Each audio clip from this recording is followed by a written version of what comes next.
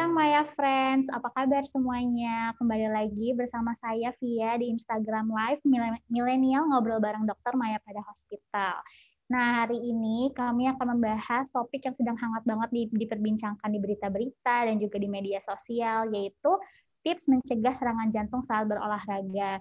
Kami juga sudah tahu ya, untuk di berita-berita ada beberapa olahragawan yang terkena serangan jantung pada saat berolahraga. Jadi hari ini kami akan memberikan edukasi sedikit dan juga diskusi bersama Maya Fred dan juga dokter untuk membicarakan mengenai mencegah serangan jantung saat berolahraga. Hari ini sudah hadir nih bersama kita dokter cantik, yaitu dokter spesialis jantung dan pembuluh darah, yaitu dokter Ayu Tia Putri Sediawan, BMed SC SPJ PVH dari Mayapada Hospital Jakarta Selatan. Kita sapa dulu ya. Halo dokter, apa kabar dok? Hai Tia, hai Maya Friends. Alhamdulillah baik. Gimana semuanya? Aman? Sehat? Aman, aman banget dokter. Semoga semuanya Good. juga sehat-sehat ya dok ya. Sip. Amin, amin. Dokter, hari ini udah siap untuk menjawab pertanyaan dari Mayapada Hospital dan juga Maya Friends nih untuk mencegah serangan jantung saat olahraga. Pastinya dong. Oke, nah jadi Maya Friends juga udah ada beberapa nih memberikan pertanyaannya di kolom komentar nih dok. Udah ada sampai 100 lebih pertanyaan yang masuk. Wah, Yeay, alhamdulillah. luar biasa. Iya, dan kita juga udah rekap beberapa pertanyaan. Nanti kita tanyakan kepada dokter dan dijawab ya dok ya. Oke. Untuk Siap, siap. Maya Friends yang belum berkesempatan ini memberikan pertanyaannya di kolom komentar, silahkan ya untuk Maya Friends berikan pertanyaannya di kolom chat IG Live kali ini. Karena nanti kita juga akan rekap pertanyaannya dan ditanyakan kepada Dokter Ayu Tia. Untuk 5 orang pemenang nanti akan ada pertanyaan terbaik, nanti akan ada dapat 1 juta GoPay dan nanti akan diumumkan di akhir acara dan juga di IG story-nya Maya pada Hospital. Oke, dokter, kita Yes. akan masuk ke pertanyaan pertama nih ya dok ya. Oke.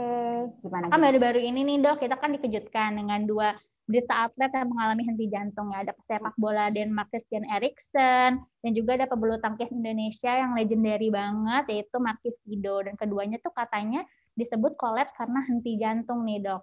Yes. Nah, kita sebenarnya pengen tahu nih perbedaan henti jantung dengan serangan jantung tuh apa sih dok, dan perbedaan gejala henti jantung dan gejalanya nih dok antara keduanya itu kayak gimana sih? Oke, jadi henti jantung itu adalah berhentinya si jantung untuk memompa darah ke seluruh tubuh. Artinya tidak ada aliran darah kemana-mana ke organnya karena pompa utama di dalam tubuh kan jantung, ya kan? Jadi kalau misalnya jantungnya berhenti, artinya aliran darah ke otak, aliran darah ke jantung, ke seluruh tubuh nggak ada yang berfungsi akhirnya. Jadi itu namanya sudden cardiac death gitu. Nah, kalau serangan jantung itu per definisi adalah terhentinya aliran darah secara tiba-tiba di pembuluh darah koroner. Pembuluh darah koroner itu apa sih? Pembuluh darah yang memperdarahi si jantung. Jadi jantung untuk dapat memumpahkan darah ke seluruh tubuh, dia juga memerlukan oksigen, darah, nutrisi, dan lain-lain yang disuplai oleh pembuluh darah yang ditembakkan pembuluh darah koroner. Jadi kalau serangan jantung, jadi terhentinya suplai darah. Tapi kalau henti jantung, jantungnya berhenti, shutdown. Gitu. Kalau istilah komputer mah shutdown gitu. Ya. Nah, gejalanya gimana? Nah, kalau misalnya serangan jantung, ya tentu saja misalnya ada nyeri dada sebelah kiri, berat rasanya seperti ditindih misalnya, menjalar ke lengan, menjalar ke leher, menjalar ke punggung, seperti itu. Ada mual, muntah, keringat dingin. Nah, itu salah satu gejala-gejala khas serangan jantung. Ada juga yang sesak nafas tiba-tiba gitu, atau irama jantung yang tidak beraturan, rasa ingin pingsan, itu juga bisa serangan jantung. Oke, tapi kalau henti jantung, gejalanya apa? Ya udah nggak sadar kalau udah henti jantungnya gitu, karena balik lagi kenapa nggak sadar? Karena oksigenisasi ke otaknya pasti sudah tidak sampai gitu ya. Jadi kalau misalnya henti jantung sebenarnya nggak ada gejala yang kayak serangan jantung gitu, tiba-tiba aja kolaps gitu ya dok ya? Sebenarnya henti jantung adalah hasil akhir dari sesuatu. Gitu. Apa penyebabnya? Misalnya kayak gini, kayak Christian Eriksen. Kemarin dia kalau nggak salah lidahnya jatuh ke belakang ya, sehingga menutupi saluran nafas. Nah itu karena tidak ada oksigenisasi sehingga jantungnya pun berhenti. Nah henti jantungnya itu disebabkan oleh sesuatu. gitu. Nah, kalau serangan jantung yang tidak tertolong dengan baik akan menyebabkan henti jantung. Jadi resultnya gitu ya. Jadi hasil akhirnya ya henti jantung Oke, gitu. jadi kalau misalnya henti jantung itu bisa disebabkan oleh serangan jantung ataupun tadi yang juga disebutkan oleh dokter gitu ya. Ya, oke, bisa Oke, Dok. macam-macam lah. Oke, nah untuk kedua atlet tersebut kan juga masih terbilang sangat muda ya dok, yang masih sangat Yes, muda dan pola hidupnya juga sehat. Apalagi kan mereka olahragawan gitu ya dok, pasti betul. hidupnya nggak mungkin dong nggak sehat ya dok ya. Yes. Nah, lalu apa sih sebenarnya penyebab henti jantung yang bisa terjadi pada usia muda dok? Nah, ini kita ngomongin tentang faktor resiko berarti ya. Jadi sebenarnya gini, kalau orang suka olahraga, nih kita nih millennials nih ya, pada lagi senang olahraga, pada lagi senang goes, Iya, dan apakah itu sepeda dok. yes. Jadi apakah itu malah jadi berbahaya? Nah, sekarang yang perlu kita ketahui adalah apakah kita memiliki faktor risiko. Itu pentingnya karena kita kadang-kadang kita merasa kita masih muda, kita olahraganya bagus, gaya hidupnya bagus, terus itu menjamin kita memiliki kesehatan jantung yang baik, belum tentu. Jadi pentingnya kita untuk kita mengetahui kadar kolesterol kita, untuk kita mengetahui tekanan darah kita seperti apa, gula, dan lain-lain, itu sangat penting. Nah, kadang-kadang kita nggak tahu kita memiliki faktor risiko, sehingga setelah kejadian, loh kok saya masih muda, saya bisa kena serangan jantung, padahal saya udah melakukan ini. Nah, itu kadang-kadang karena kita tidak tahu bahwasanya kita di profil resiko yang mana. Begitu. Gitu kira-kira. Oh, jadi kalau misalnya untuk faktor resiko yang harus diperhatikan agar terhindar dari gangguan jantung itu apa aja, dok? Oke, pertama, darah tinggi, hipertensi. Yang kedua, kencing manis atau gula darah yang tinggi. Nah, nih yang suka makan makanan yang manis-manis nih sekarang, minuman-minuman yang manis-manis, boba-boba tuh ya. Aduh, boba tuh kayak kadang susah ya dok ya untuk ditahan tuh kayak aduh Enak pengen gitu soalnya kan. ya. Sebenarnya gini sih, kita kan juga bukan nggak boleh sama sekali, tapi mungkin kita bisa membatasi eat in moderation. Kalau pengen sekali-sekali ya masa nggak boleh. Masa milenial nggak makan boba gitu ya, tapi bukan berarti terus tiap hari misalnya gitu ya. Nah, terus udah gitu selain diabetes, kencing manis, ada juga kolesterol. Nah, junk food gimana nih makan makanannya, order-order nih dengan mudahnya di tangan nih, kita tinggal pesen gitu kan. Nah, jadi itu juga salah satu kolesterol. Yang lainnya apa? Rokok. Nah, rokok ini juga tinggi sekali faktor risikonya. Bukan berarti kita sudah olahraga, kita udah segala macam, tapi kita merokok, and then kita aman dari serangan jantung. Enggak juga gitu, karena kita ada punya faktor risiko. Yang kelima adalah apa? Family history atau genetik. Lihat orang tua, kakek, nenek, om, tante, semua deh yang satu darah. Apa ada yang memiliki riwayat serangan jantung, memiliki riwayat penyakit jantung koroner? Itu juga karena bisa diturunkan gitu. Jadi itu faktor-faktor risikonya. Apalagi stres. Oke. Stres juga, kita nih hidup dalam situasi yang stressful banget nih ya gitu kan.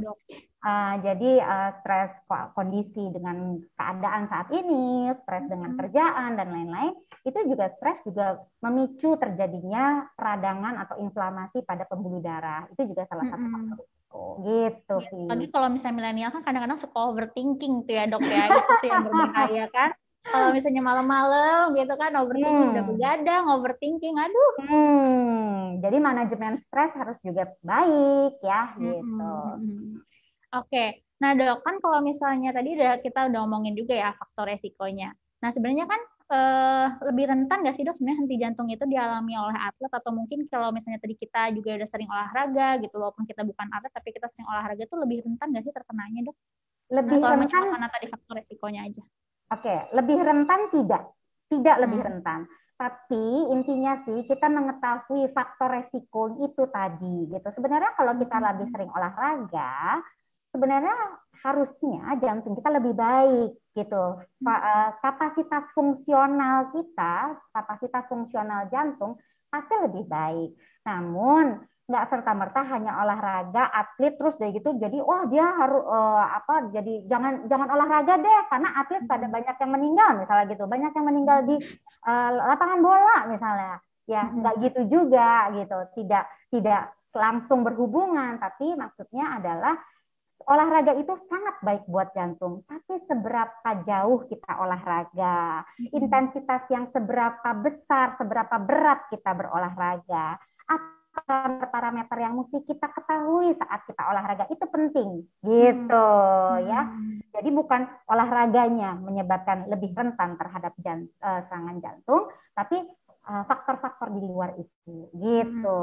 Intensitas olahraga juga perlu diatur tuh ya dok ya, kalau masih terlalu sering juga kan itu nggak baik ya. Sangat. Jadi kalau misalnya saya boleh langsung ngomongin nih, olahraga tuh sebenarnya yang penting adalah para millennials, para Maya friends, itu adalah kita mengetahui nadi maksimal kita berapa. Detak jantung atau frekuensi nadi kita itu berapa per menitnya, oke? Dihitung dari 220 dikurangi usia, itu adalah 100% dari maksimum heart rate, oke? Nah, sekarang kalau kita mau olahraga, seperti apa yang kita mesti dapati, sejauh apa, itu sebenarnya bergantung pada usia.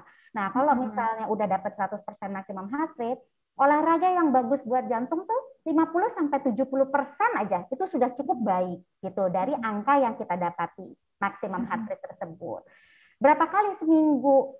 Sebenarnya yang di suggest atau yang disarankan oleh American Heart Association atau Asosiasi Dokter Jantung di Amerika itu sebenarnya 150 menit per minggu. Dimulai dari 150 menit per minggu dibagi 3 sampai 5 kali dalam waktu seminggu. Gitu. Jadi bukan 150 menit, aduh saya punya waktunya cuma Sabtu Minggu aja deh, udah cuma 2 kali seminggu. Enggak. Jadi harus terbagi. Jadi every other day gitu. Jadi kalau bisa ya 2 hari sekali olahraga gitu ya, supaya jantungnya juga terlatih. Gitu. Jadi yang ideal itu 150 jam, 150 menit 50 ya menit, dok ya? 150 menit dibagi dalam 3 sampai 5 hari ya dok ya, dalam seminggu. 3 sampai 5 kali dalam seminggu, betul. Oke, berarti emang harus tetap dimulai, diatur waktunya. Betul. Nanti kalau udah lebih bagus bisa naik ke 300 menit per minggu gitu. Jadi kita secara bertahap. Olahraga nggak boleh langsung intensif, tapi cuma sebentar-sebentar, terus cuma 1 kali sebulan, nggak boleh. Oke?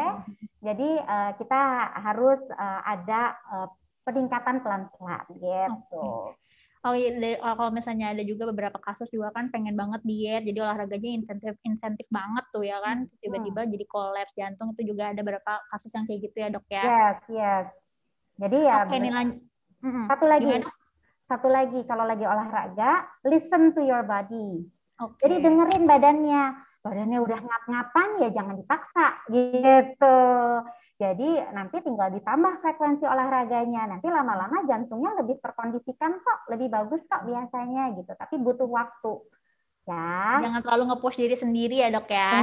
Dengerin badannya. Kalau misalnya udah ngap-ngapan udah nggak bisa ngomong udah sampai itu ya berarti harus diturunin intensitasnya gitu. Bener. Jangan terlalu nge-push jadinya nih Maya Friends. Lanjut ya dok ya untuk pertanyaan selanjutnya. Untuk pertanyaan selanjutnya itu, bagaimana pertolongan pertama jika kita melihat orang mengalami henti jantung nih dok? Bahkan kita juga orang sekitarnya mungkin kita juga harus perlu tahu nih ya apa yang dilakukan pertama kali.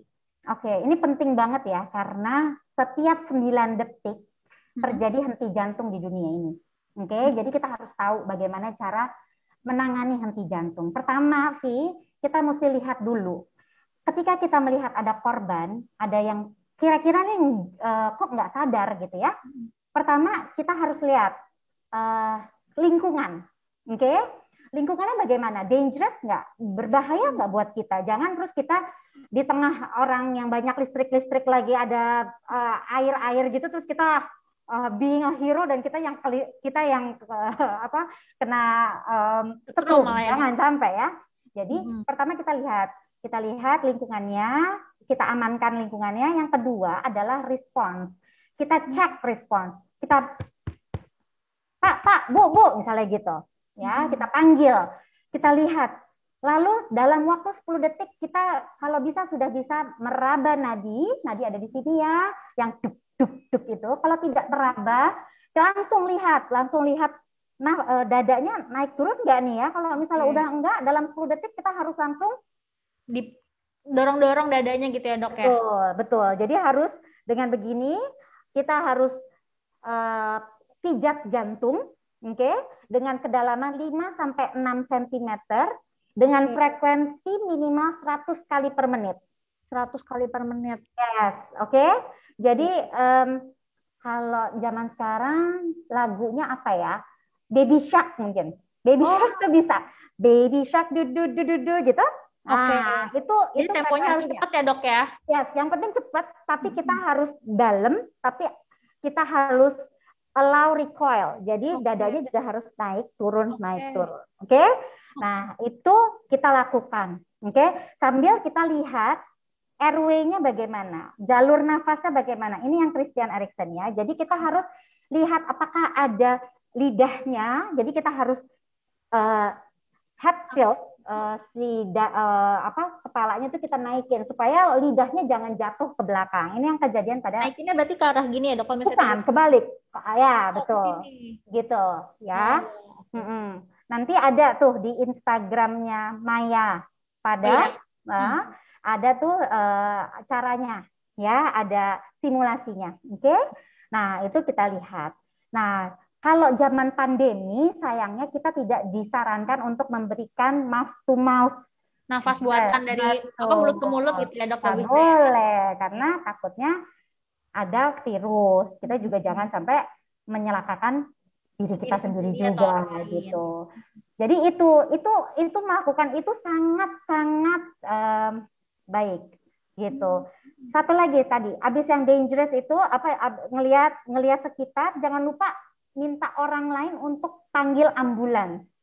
Sebelum kita mau ngecek respons, panggil ambulans, tolong panggilin ambulans atau tolong panggil orang lain, pokoknya call for help. Oke, gitu. Kalau misalnya tadi kan, Dok, karena kita lagi pandemi kayak gini, untuk ada penggantinya nggak, Dok? Airways-nya tuh gimana cara kita memberikan nafas buatan selain dari mouth to mouth gitu? Mungkin ada alat sendiri yang bisa. Kalau misalnya kita punya ambu bag, tapi kan kalau orang awam kan nggak mungkin bawa-bawa ambu bag, nggak mungkin bawa-bawa ini alat nafas ya. Jadi kita tidak menyarankan untuk melakukan itu gitu. Yang penting, yang paling utama adalah sirkulasinya terjaga. Karena kalau jantungnya nggak gerak, nafas juga nggak akan terjadi. Baik. Itu yang paling penting ya. Jadi kalau jantungnya berhenti, nafas juga nggak akan jalan gitu. Jadi yang pertama dilakukan, yang paling utama adalah pijat jantungnya dulu. Pijat jantung tadi yang mendorong tadi itu ya, Dok ya. 5 sampai 6 cm kedalamannya, lalu sekitar 100 kali per menit. Jadi untuk Maya Friends yang mungkin ingin tahu lebih lanjut, untuk lebih lengkapnya bisa ada di postingannya Maya pada Hospital. Itu juga ada dari tips dari Dokter Imas ya, Dok ya. Yes, betul. Itu bagaimana caranya melakukan CRP ya, Dok, namanya? CPR. Yes. Dari bagaimana Cardiopulmonary Resuscitation atau resusitasi jantung paru, RJP kalau bahasa Indonesianya. RJP ya. Jadi itu bisa dilihat secara lengkap ada di postingannya Maya pada Hospital ya, Maya Friends. Penting loh, itu penting. Boleh di-save. Betul, harus di-save supaya kita juga bisa menyelamatkan nyawa orang lain kalau bisa terjadi di lingkungan kita. Betul. Oke. Lanjut ya, Dok ya, untuk pertanyaan selanjutnya. Bagaimana pencegahannya nih untuk gangguan jantung, Dok? Bagaimana sih pencegahan gangguan jantung, Dok? Apalagi kan kalau misalnya kita masih muda ya, Dok ya. Kita harus lebih aware juga sama kesehatan jantung. Biasanya kan kalau masih muda kayak, aduh nanti aja deh gitu. Jadi untuk mencegah gangguan jantung, saya selalu sebutkan sehat. Sehat, S-nya seimbangkan gizi. Jadi makanan ya harus bergizi seimbang. Oke. E-nya enyahkan rokok. H-nya hadapi stres dengan baik. Oke, jadi manajemen stres. Oke. A-nya awasi tekanan darah. T-nya teratur berolahraga. Itu cara tips and tricks yang bisa kita lakukan. Semua orang bisa melakukan untuk mencegah terjadinya gangguan pada jantung. Gitu. Jadi tadi ada sehat ya, Dok ya? Sehat. Ada sehat. S seimbangkan gizi. Yes. E itu enyahkan rokok. Ya. H itu apa tadi, Dok? Hadapi stres dengan baik. Hadapi stres dengan baik. Karena kita nggak menghindari stres kan. Betul. Kalau stres kan tetap aja selalu ada ya, Dok ya. Tapi kita harus mengelola stres dengan baik gitu ya, Dok. Yes. A itu tadi apa dok? Awasi tekanan darah. Awasi tekanan darah. Nah itu penting tuh ya. Kita harus juga mulai Mm-mm. cek tiap berapa kali sehari tuh dok, atau mungkin berapa bulan sekali. Sebenarnya kita tahu dulu, kalau milenial, misalnya milenial usia berapa? 20, 25, at least you Ya. know gitu, apakah Anda termasuk hipertensif atau tidak gitu. Kalau ada Mm-mm. hipertensi, artinya ketika mau berolahraga, ya kita mesti tahu, mesti medical check up, mesti tahu ketika kita olahraga basket, apakah tensinya naik jadi 180 gitu. Atau ketika kita jogging, seberapa heart rate yang bisa kita capai supaya tensi kita jangan terlalu tinggi. Jadi Mm-mm. intinya pemeriksaan itu penting gitu. Oke, baik. Mm-mm. Kalau untuk T-nya tadi apa dok? Teratur berolahraga. Teratur berolahraga. Ya, Nah itu. start dari 150 menit per minggu dibagi dalam 3 sampai 5 kali seminggu. Oke. Lagi kalau misalnya milenial kan terkenal juga sobat mager gitu ya dok ya, pengennya rebahan Nah, aja tim gitu. rebahan tuh, tim rebahan ya. Kaum rebahan nih Ah, ya, untuk kaum rebahan, yuk kita mulai olahraga supaya kita juga mulai menjaga kesehatan jantung ya dok. yes, yes, yes. Nggak usah heboh-heboh kok. Nggak usah beli sepeda bagus, nggak usah jalan kaki cukup. Nggak pakai Dan uang. cukup. Apalagi kan sekarang di YouTube juga banyak tuh. Udah banyak Betul, exercise-exercise dikasih betul, gratis dari YouTube. betul. Yang penting ada niat. Kalau ada niat pasti bisa. Betul.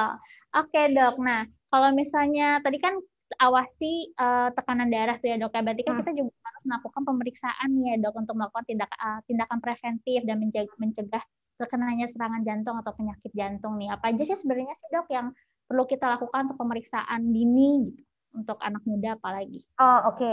Jadi sebenarnya kalau misalnya mau ngomongin medical check up berarti ya untuk Ya. pemeriksaan, ya at least misalnya untuk di atas, misalnya gini, kita mengetahui profil risiko kita. Kita nih ada di Hmm. risiko mana sih? Artinya kan kita mesti tahu karena faktor-faktor risiko jantung ada nggak di kita. Satu, darah tinggi.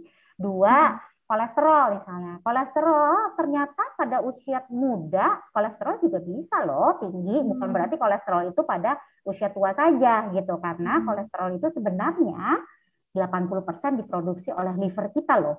gitu. Jadi not necessarily harus dari makanan gitu Hmm. ya kan. Nah, jadi kalau kolesterol di atas 20 tahun jika memang tidak ada gejala, tidak ada faktor-faktor resiko lain seperti diabetes, ginjal dan lain-lain, itu sebenarnya 5 tahun sekali diperiksa di Baik. atas 20 tahun. Jadi 20, 25, 30, 35 gitu ya. Nah, diabetes pun begitu. Jadi lakukanlah medical check up at least 5 tahun sekali pada anak-anak muda, Hmm. gitu. Tapi begitu sudah ada keluhan, sudah ada faktor resiko, apalagi misalnya faktor resiko keluarga, rokok dan lain-lain, mungkin bisa lebih sering. Nah, itu harus kita konsultasikan ke dokter masing-masing, gitu. Tapi yang perlu diperiksa yaitu tensi, nadi, gula, kolesterol, itu aja penting deh. Fungsi ginjal, fungsi liver, kita tahu bagaimana fungsi ginjal, fungsi liver kita. Basic Hmm. itu dulu aja.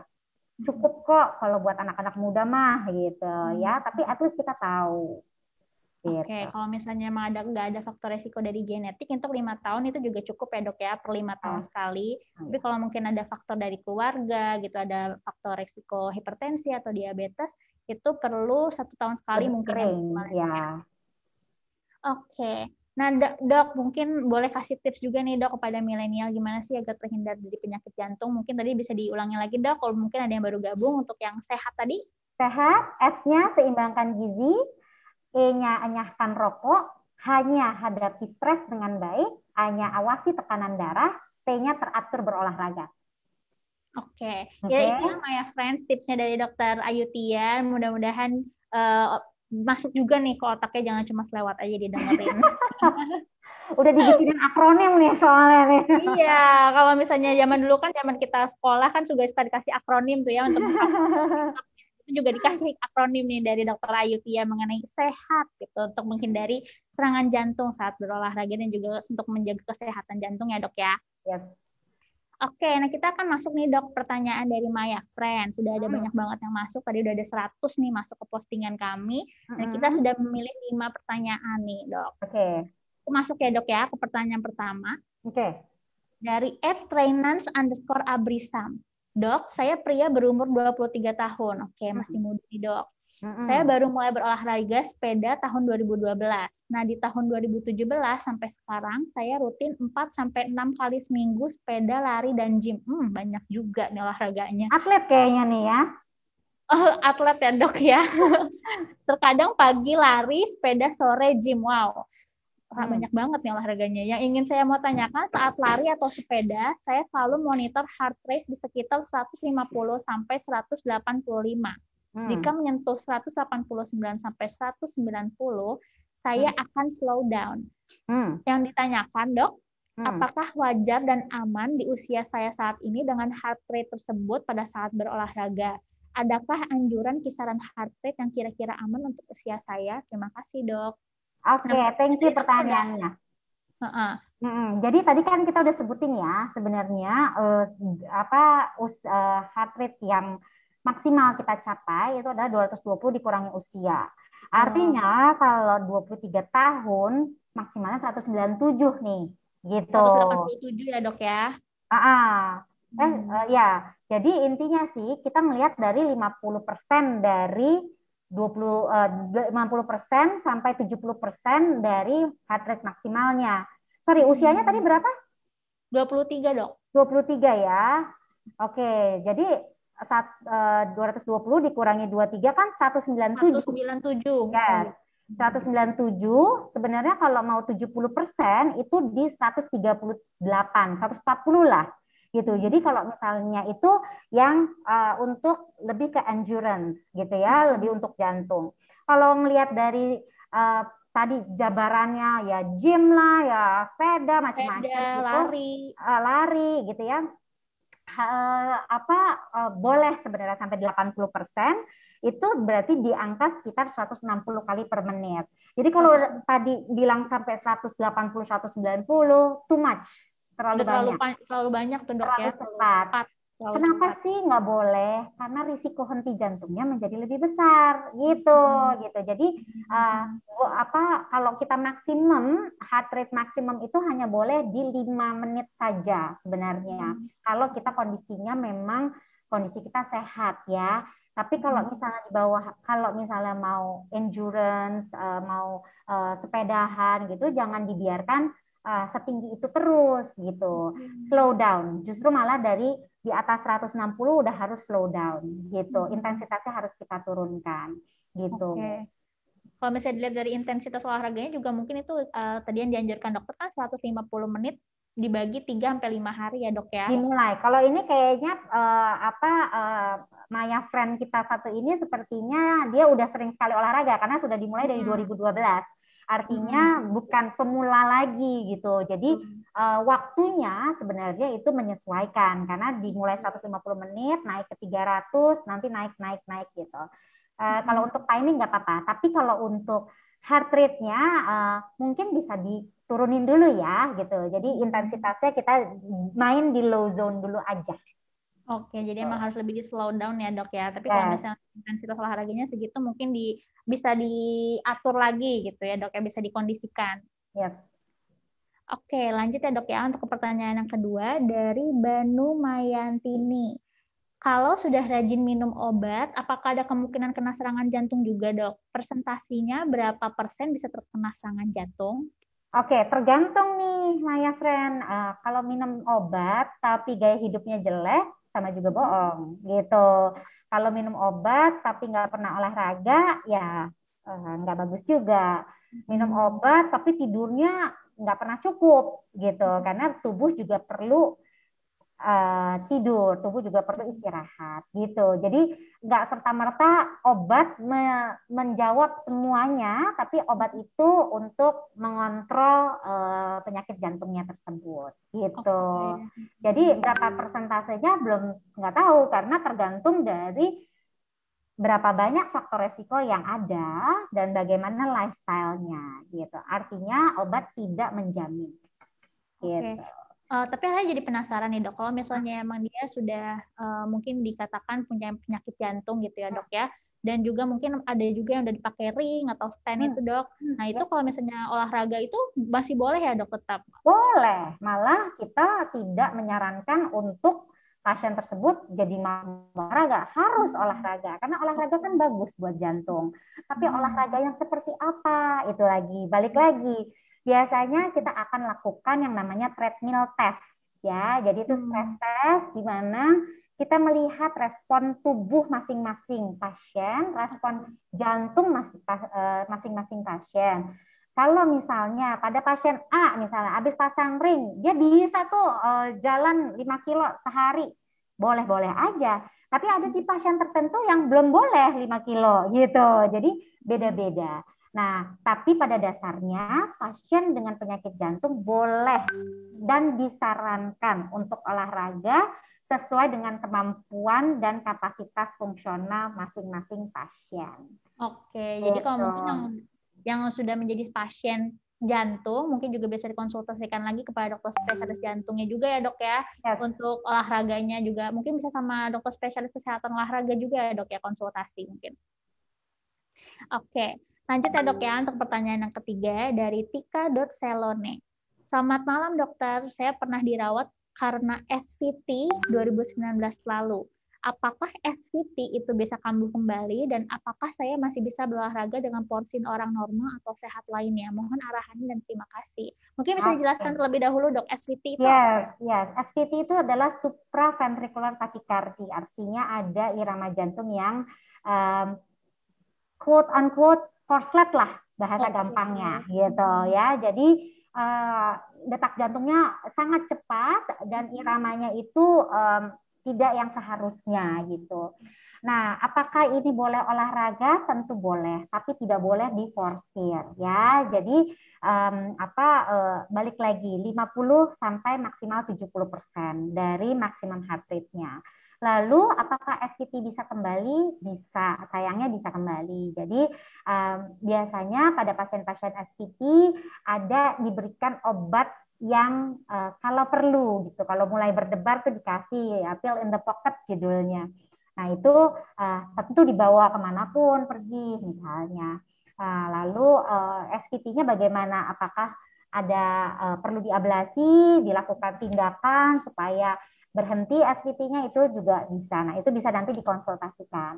Tapi intinya SVT bisa berolahraga dan tidak boleh melampaui kapasitas maksimalnya. Gitu ya. Jadi untuk Tika.Selone mungkin bisa dikonsultasikan lagi kepada dokter spesialis jantungnya ya dok ya. Tapi kalau untuk olahraga sih boleh. Kalau misalnya takut kambuh, yang penting ada obat yang pill in the pocket-nya. Gitu. Oke, yang penting tadi ya kontrol diri juga ya, jangan terlalu diforsir ya dok ya. Oke, lanjut dok nih pertanyaan selanjutnya dari Etrivika. Halo Maya pada hospital, dok, apakah dengan pemanasan sebelum latihan dan meminum air putih hangat bisa membantu memperlancar sirkulasi dalam darah? Lalu, apakah berkesinambungan ketika kita latihan jantung memompa darah jadi lebih besar? Oke, ini saya jawab ya. Jadi gini, kalau misalnya kita olahraga, selalu mulai dengan pemanasan, inti latihan, dan pendinginan. Oke, itu wajib. Sebenarnya bukan hanya untuk sirkulasinya, tapi juga untuk stretching otot-ototnya. Karena nanti takutnya kram lah, takut cedera, betul.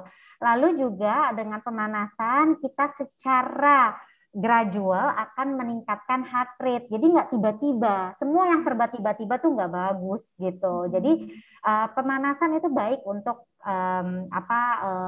secara gradual bisa meningkatkan tensi dan nadinya, tidak secara tiba-tiba gitu. Nah sekarang kalau misalnya minum air hangat ya boleh-boleh aja.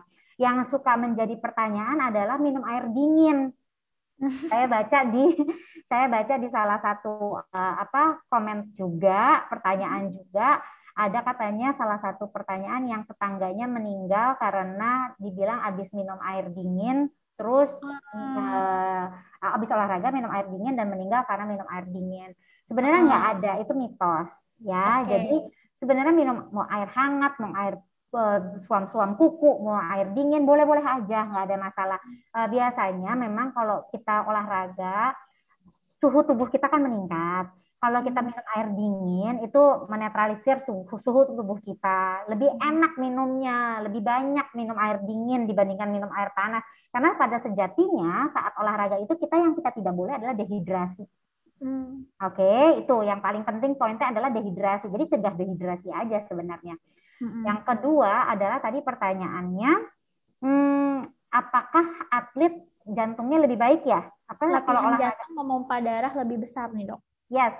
Jadi kalau kita olahraga memompa darah jantung lebih besar, tentu saja itu yang kita inginkan Mm-mm. sehingga kerja jantung tidak ngos-ngosan. Mm-mm. Ketika sekali memompa, darah yang keluar dari jantung akan jauh lebih besar karena sangat optimal kerjanya. Itulah makanya atlet biasanya heart rate-nya nadinya lebih pelan-pelan ya. Kan Mm-mm. biasanya kalau kita kok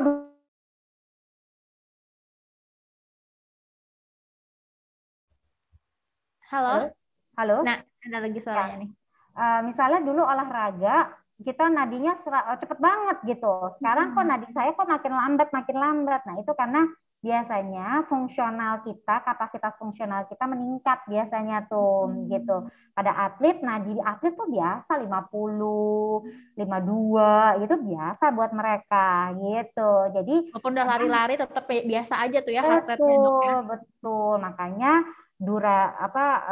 mereka endurance-nya bagus banget gitu. Mm-mm. Bisa lari maraton, bisa segala macam tuh karena ya bagus gitu. Kerja dari jantungnya juga sangat optimal. Itu yang Mm-mm. diinginkan gitu. Mm-mm. Oke dong. Nah tadi tuh pertanyaan yang selanjutnya ini adalah tadi pertanyaan dari dokter bacain nih. Kalau misalnya pulang berolahraga langsung minum air dingin dari kulkas itu sebenarnya berarti nggak apa-apa ya dok ya? Nggak apa-apa. Yang penting rehidrasi. Oke. Rehidrasi yang penting karena yang kita nggak mau adalah tubuh kekurangan cairan. Hmm, hmm, hmm. Nah, Gitu. kalau misalnya ini ada juga nih dok mitos yang ada di masyarakat, kalau misalnya habis olahraga itu kita nggak boleh mandi pakai air dingin ya dok ya? Nggak boleh apa? Mandi langsung mandi dan pakai air dingin itu nggak boleh ya dok ya? Nah, itu juga sama mitos sebenarnya. Oke. Gitu. Jadi itu sebenarnya gini, air yang masuk ke dalam tubuh kita atau mandi, air yang kena ke tubuh kita itu nggak serta-merta langsung bikin tubuh langsung masuk ke dalam tubuh gitu Oke. panasnya atau dinginnya karena kan kita punya sistem barrier kulit dan lain-lain gitu. Jadi Ya katanya kan kalau pakai air dingin tuh katanya nanti jadi jantungnya kaget atau apa gitu dok. mungkin lagi mandi dikagetin, nah itu mungkin. Enggak sih, tapi enggak. Jantung enggak Berarti berarti mitos langsung ya dok ya? enggak ada hubungannya langsung directly seperti itu enggak ada. Oh oke oke. Gitu. Berarti itu mitos my friends. Jadi kalau misalnya habis olahraga mandi pakai air dingin pun juga nggak apa-apa ya dok ya? Apa? Oke, lanjut nih dok. Kita udah masuk ke pertanyaan dari Maya Friends yang dari IG Live nih. Udah ada banyak banget juga Oke. pertanyaannya. Mm-mm. Salah satunya dari @merlinda Kurniawan. Mm-mm. Dok, sebaiknya berapa bulan sekali kita harus cek kesehatan jantung? Oh, itu tadi udah kita bahas ya. Kalau misalnya kesehatan jantung mungkin waktu masih muda itu maksimal 5 kali, minimal 5 tahun sekali. Kalau misalnya ada faktor resiko setahun sekali, bener ya dok ya? Halo? Mantap. Iya. Lanjut nih dok, untuk pertanyaan dari Clara Zila. Dokter, apakah kalau lemah jantung punya probabilitas yang tinggi untuk henti jantung saat olahraga? Kalau sewaktu olahraga tiba-tiba seperti akan blackout, apakah berpotensi henti jantung nih dok? Ya, oke. Jadi lemah jantung di sini sebenarnya apa dulu nih? Karena kadang-kadang ada dua definisi di awam. Ada definisi lemah jantung karena nadinya pelan dibilang lemah, ada yang dibilang lemah jantung karena fungsi pompanya yang lemah. Kalau fungsi pompa yang lemah artinya dia gagal jantung misalnya gitu. Nah, kalau gagal jantung tentu olahraga harus sesuai dengan resep dokter. Olahraga juga ada resepnya loh gitu. Jadi nggak boleh terlalu berat karena resiko henti jantung tentu meningkat gitu. Nggak boleh um, apa uh, orang yang dengan gagal jantung terus dia tanpa latihan, tanpa apa, ikut maraton atau ikut apa yang triathlon, nah itu bahaya sekali gitu. Jadi tetap harus sesuai dengan kapasitas masing-masing individu gitu. Ya, Oke. nah kalau misalnya yang tadi lemah jantungnya pelan nadinya, sekarang kita cari tahu dulu pelan nadinya normal atau tidak normal. Kayak pelan nadi pada atlet kan normal, ya kan? Tapi pelan nadi pada orang-orang tertentu ada yang tidak normal, ada yang gangguan listrik. Nah, itu kita mesti evaluasi gitu. Jangan-jangan blackout-nya atau gelapnya itu karena nadinya terlalu pelan, tidak bisa naik ketika olahraga, sehingga aliran darah ke otaknya berkurang. Akhirnya gelap deh pandangannya, gitu. Nah, itu juga bisa. Jadi, definisinya dari pertanyaannya itu bisa dua kita lihatnya ya. Gitu. Oke, Dok. Mungkin nanti banyak beberapa juga milenial mungkin ada yang nggak tahu seperti saya nih, Dok. Kalau misalnya lemah jantung itu apakah dari kecil diketahuinya atau gimana ya, Dok ya? Bisa macam-macam. Lemah jantung yang misalnya kita ngomongnya lemah jantung gagal jantung nih ya, sekarang misalnya. Gagal jantung itu bisa macam-macam, bisa karena misalnya koroner. Jadi kalau saya lihat nih di sini ini ada pembuluh darah. Ini jantung nih teman-teman, Naya friends ya. Ini jantung. Ini jantung. Nah, ini pembuluh darah koroner ya, yang merah-merah. Ini pembuluh darah yang memperdarahi si jantung. Nah, kalau pembuluh darahnya tersumbat, pernah riwayat serangan jantung atau ada gumpalan darah yang emboli di jantung dan lain-lain, itu daerah yang diperdarahinya itu dia mati otot jantungnya, sehingga gerakannya tidak 100% lagi, sehingga daya pompanya menurun. Nah, itu pompa jantungnya yang lemah. Nah, sekarang tadi pertanyaannya gimana kalau misalnya? Sebenarnya mau ini aja sih, Dok. Tadi apakah karena kita juga mungkin ada yang belum tahu tentang lemah jantung itu sendiri kan? Oke. Ya, jadi ini itu yang lemah jantung yang disebabkan oleh koroner. Ada lagi lemah jantung yang disebabkan oleh otot jantungnya sendiri yang bermasalah. Misalnya otot jantungnya emang ada peradangan kah di otot jantung? Apakah ada kelainan genetik dari otot jantungnya? Jadi banyak hal yang bisa bikin lemah jantung. Ada juga yang bikin lemah jantungnya karena irama jantungnya juga tidak teratur sehingga menyebabkan lemah jantung. Apakah ini dari bawaan lahir? Ada yang iya, ada yang enggak, tergantung penyebab gitu. Jadi nggak bisa dijawab lemah jantung itu pasti dari kecil, enggak, belum tentu. Bisa didapat dari gaya hidup gitu, didapat dari rokok, dari kurang olahraga, dari kolesterol, diabetes, darah tinggi dan lain-lain seperti itu.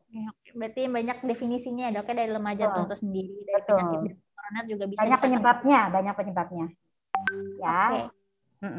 Untuk pertanyaan selanjutnya nih ya, Dok ya, dari @9jr_. Dok, apakah ada kaitannya olahraga malam hari berbahaya bagi jantung? Karena malam hari kan waktunya untuk beristirahat. Nah, ini juga ada banyak pertanyaan seperti ini. Ya, ini saya juga pernah dipertanyakan seperti ini. Sebenarnya gini, olahraga itu mau pagi atau mau malam sebenarnya boleh-boleh, tapi memang pada pagi hari itu kita lebih fresh, badan kita tuh lebih siap untuk menghadapi olahraga gitu, karena hormon-hormonnya baru mau mulai naik. Jadi kita menghadapi hari itu udah dengan persiapan, kita olahraga, hormon-hormonnya berfungsi dengan baik, nadinya juga bekerja dengan baik, otot-otot juga udah mulai stretching. So, kita ready for the world gitu. Kayaknya tuh kita bagus. Tapi kalau terus orang nggak bisa olahraga pada pagi hari karena saya berangkat udah subuh, Dok, misalnya gitu. Kalau misalnya nggak malam ya saya nggak olahraga. Tentu itu bukan menjadi hambatan gitu. Boleh olahraga malam hari, tapi kita juga mesti lihat apakah misalnya hari itu kita udah over banget misalnya, atau kita memang make time, kita bikin waktu misalnya. Oh, saya hari-hari tertentu bisa nih agak lebih lowong nih di kantor gitu. Boleh olahraga. Intinya kita manage waktu sendiri. Bukan berarti tidak boleh, tapi memang kalau pagi itu lebih banyak benefit yang bisa kita dapatkan gitu. Itu aja sih, Vi. Seperti kayak dokter bilang juga ya, listen to your body gitu ya. Kalau misalnya kita udah capek banget pas lagi di kerjaan atau apa gitu ya, mungkin bisa dibesokin lagi gitu olahraganya, Dok ya.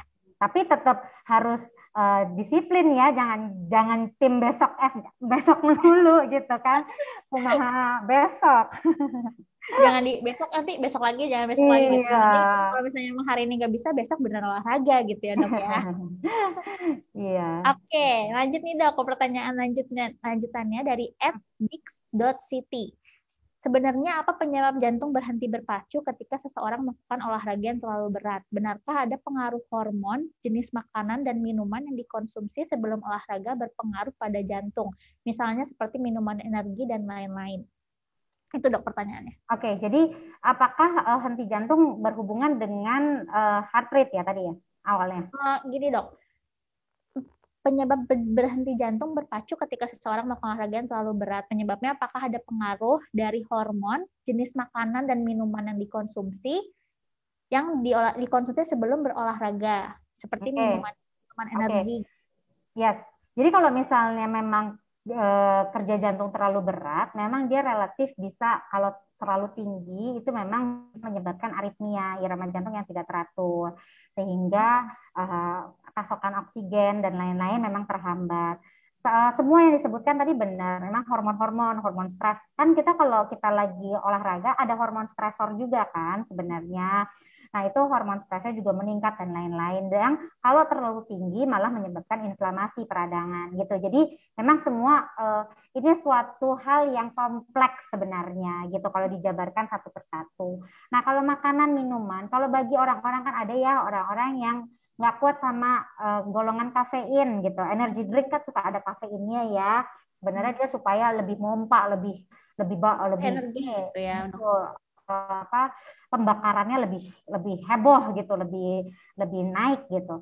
Nah, tapi kan ada juga orang yang dengan kafein dia jadi berdebar. Nah, kalau pada orang-orang yang dengan kafein jadi berdebar ya mungkin harus dikurangi dulu, jangan diminum sebelum olahraga. Jadi nggak semua orang sebenarnya, tapi pada orang-orang tertentu memang itu sangat berpengaruh. Oke, Gitu. jadi efek minuman atau makanan itu sendiri dalam tubuhnya itu ya dok ya sebenarnya Ya, yang harus dilihat betul. masing-masing orang gitu. Ya. Jadi nggak bisa digeneralisir semua orang seperti itu ya dok ya. Ya, karena ini sebenarnya kalau henti jantung itu suatu hal yang kompleks ya gitu. Nggak bisa cuma di pinpoint, oh ini karena itu. Oh, ada orang meninggal karena minum energy drink sebelumnya. Nggak bisa juga ngomong kayak gitu gitu. Tergantung orangnya gitu ya. Mm-mm. Karena nggak cuma dari jantungnya aja, karena ada macam-macamnya lagi ya dok ya pengaruhnya ya Betul, dok ya. Seperti tadi ada betul, betul. kolesterol, hipertensi dan lain-lain. Lanjutan nih dok pertanyaannya dari @rika_ayla. Saat berolahraga jantung berdebar kencang, apakah berbahaya? Enggak ya dok ya jawabannya. Berdebar kencangnya seberapa kencang gitu kan?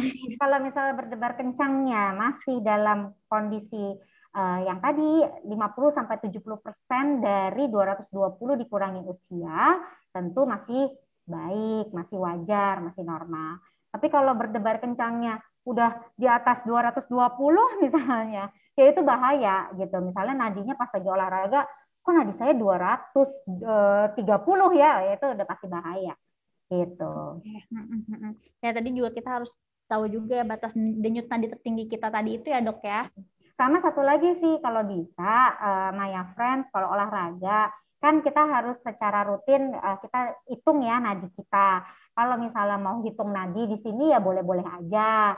Tapi kalau sekarang teknologi udah canggih, mendingan pakai jam aja, jam yang Oke, ada smartwatch. nadinya supaya kita bisa lihat terus gitu. Cukup akurat kok gitu. Ya. Kalau Mm-mm. misalnya mungkin nggak Maya Frans nggak ada yang punya modal untuk membeli smartwatch, mungkin bisa dihitung sendiri ya dok ya di sini Yes, atau yes, di sini juga bisa ya dok ya di boleh, pergelangan tangan. boleh, boleh. Cara menghitungnya gimana dok? Kalau misalnya kita hitung sendiri ini? Kalau hitung sebenarnya bisa kita hitung berapa kali dalam 15 detik, baru kita kali 4. Dalam Mm-mm. Ya. Jadi kalau Jadi misalnya kita dalam hitung 15 aja, kita pegang, hitung dalam 15 detik tuh ada berapa? Misalnya ada 20 ya berarti 1 menitnya dia 80 kali per menit. Gitu. Oke. Jadi kita hitung sini selama 15 detik lalu dikali dengan 4 ya dok. Ya, karena buat Oh, 1 menit, dianggap 1 menit. oke, Gitu. dianggap 1 menit. Siap. Mm-mm. Ada Mm-mm. lagi nih dok pertanyaan dari Vic Elford. Bagaimana cara mengetahui batas denyut nadi tertinggi kita saat berolahraga itu tadi ya doknya 220 dikurangi Kurangi usia, usia. itu maksimumnya.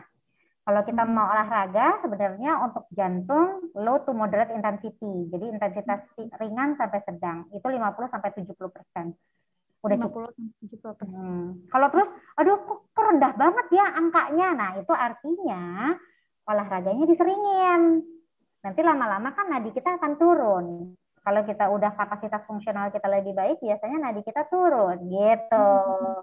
Boleh sekali-sekali, boleh dinaikin misalnya 80%, 85% boleh, tapi itu hanya mencakup 20% dari total olahraga kita. Jadi jangan terus-terusan seperti itu. Ya. Oke, baik Dokter Ayutia. Pertanyaannya sekarang sudah habis nih dok. Sebenarnya banyak banget pertanyaannya, tapi mungkin ada Mudah-mudahan beberapa membantu. pertanyaan yang sudah diwakili sama Maya Friends yang lain ya. Karena pertanyaannya mirip-mirip juga nih dok. Mungkin ada yang belum menyimak dari awal gitu kan. Mungkin dokter untuk terakhir, apakah ada pesan untuk Maya Friends yang ingin disampaikan mengenai menjaga kesehatan jantung dan juga mencegah serangan jantung saat berolahraga nih dok? Oke, jadi thank you semuanya yang udah nonton, yang udah meluangkan waktu. Thank you juga Via dan Maya pada Hospital. Jadi intinya sih olahraga itu baik untuk jantung, tapi kita harus tahu kapasitas kita, berapa nadi yang kita capai, dan kita harus yang paling penting adalah listen to our body. Jadi dengerin badan kita ya. Kalau misalnya udah kecapean, kalau misalnya udah engap, udah sesek, harus diturunkan. Oke, itu satu. Yang kedua, yang tadi ya, paling penting adalah ukur nadi 220 di ya. Nah, ini itu maksimum heart rate-nya. Kalau mau olahraga 50-70% dari maksimum heart rate sudah cukup. 80-85% boleh, tapi hanya 20% dari olahraga kita. Oke. Terus yang ketiga, sehat. Sehat, S-nya seimbangkan gizi, E-nya anyahkan rokok, hanya hadapi stres dengan baik, A-nya awasi tekanan darah, dan T-nya teratur berolahraga. Oke? Mudah-mudahan membantu ya, Maya Friends. Terima kasih banyak Dokter Ayutia. Sama-sama. Dan apalagi di masa pandemi seperti ini, olahraga juga harus diikuti dengan prokes yang ketat ya, Maya Friends. Lagi sekarang kan lagi naik lagi nih kasusnya, jadi kita harus tetap menjaga protokol kesehatan kita dengan baik. Cuci tangan, jaga jarak, pakai masker, dan juga lain-lainnya. Yang penting kita menjaga kesehatan kita ya dok ya. Oke, terima kasih banyak Dokter Ayutia atas sharingnya dan diskusinya kita hari ini. Mudah-mudahan banyak Maya Friends yang juga mendapatkan ilmu baru dan juga pengetahuan yang baru nih dok. Dokter Ayutia sehat-sehat ya dok. Amin, amin, amin. Terima kasih semuanya. Terima kasih banyak juga kepada Maya Friends yang sudah menyaksikan Instagram Live hari ini. Untuk pemenang nanti akan diumumkan di Instagram Story kita. Nanti sore kita akan naikkan. Sampai jumpa Maya Friends di Instagram Live berikutnya. Nanti kita juga akan ketemu lagi di Instagram berikutnya. Sampai jumpa Maya Friends.